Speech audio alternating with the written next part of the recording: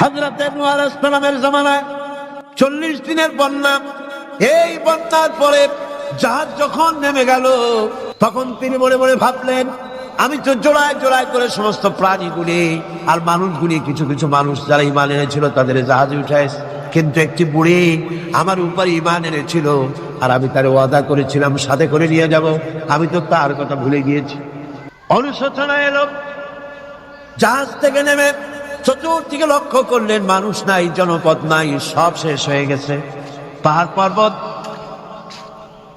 কাঠ হয়ে পড়েছে, বিল্ডিং গুলি শেষ হয়ে গিয়েছে, কোন জনপদে কোনো প্রাণী নাই, প্রাণী বলতে কিছুই নাই। হঠাৎ দূরে দেখতেন একটা কুড়ে ঘরের মতো দেখা যায়।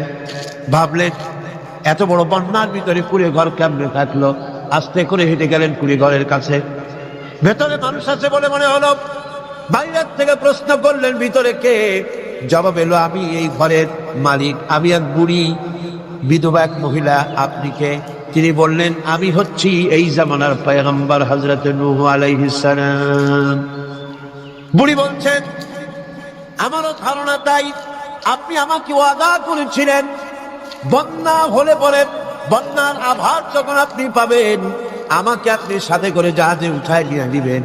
আমার মনে হয় বন্যা কবে হবে সেই খবর দেওয়ার জন্য আপনি এসেছেন। হযরত নূহ আলাইহিস সালাম সিজদায় পড়ে কাঁদতে লাগলেন, বললেন, রব্বুল আলামিন, তোমার কুদরত বোঝার ক্ষমতা আমার নাই। 40 দিন পর্যন্ত পানির ভিতরে মানুষ কেমনে জীবিত রইল? আল্লাহ পাক শোনালেন, রোরে বিপদ যখন এলো, তুমি তোমার উম্মতকে ভুলে যেতে পেরেছো, ভুলে গিয়েছো, কিন্তু আমি রব্বুল আলামিন রহমানুর রহিম, আমি আমার বান্দাদের ভুলি নাই।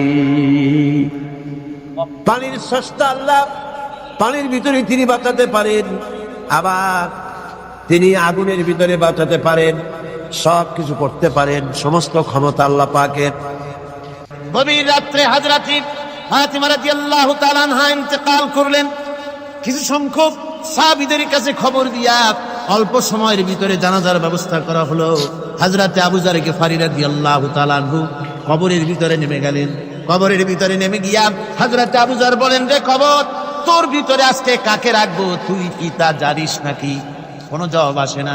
হযরত আবু যর বলেন, কবর রে, তোর ভিতরে আজকে যাকে রাখবো তিনি হতেছেন হযরত ইমাম হাসান হোসেনের মা। বেহেশতের সমস্ত জওয়ানদের সরদার হবেন যারা, সেই দুইজনের মা তোর ভিতরে রাখবো, খবরদার বেয়াদবি করবি না।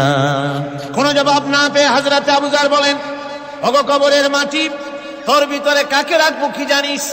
আসাদুল্লাহিল গালিব, দুনিয়ার সমস্ত কাফেরদের বিরুদ্ধে আল্লাহ রাব্বুল আলামিন যাকে বাঘ বানিয়ে পাঠালেন, সেই হযরতে আলী, তার স্ত্রী রেখে যাব, খবরদার বেয়াদবি করবি না। কোনো জবাব আসে না। হযরতে আবু যর বলেন, কবরের মাটি, তোর ভিতরে যাকে রাখবো তিনি হলেন খাতুনে জান্নাত, বেহেশতের সমস্ত মহিলাদের সরদারিনী হবেন যে ফাতেমা, তারে রেখে যাব, তোর ভিতরে খবরদার কোনো বেয়াদবি করবি না। আবার হযরতে আবু যর বলেন, কবরের মাটি, তোর ভিতরে কারে রাখবো কি জানিস? তোর ভিতরে আজকে যাকে রেখে যেতেছি তিনি হলেন আখেরি জামানার পয়গম্বর, বিশ্বনবী জনাবে মুহাম্মদ রাসূলুল্লাহ সাল্লাল্লাহু আলাইহি ওয়াসাল্লামের কলিজার টুকরা মা ফাতেমাকে তোর ভিতরে রাখবো, খবরদার কবরের মাটি বেয়াদবি করবি না। কিতাবে এসেছে, হযরত আবু যরকে বাড়ি শুনতে পেলেন, আওয়াজ এলো, কে যেন বলতেছে, রে আবু যর, আমি ফাতেমা কি চিনি না, হাসান হোসেনের মা কি চিনি না, আলীর স্ত্রী চিনি না, রাসূলের মেয়ে মা ফাতেমা কি চিনি না।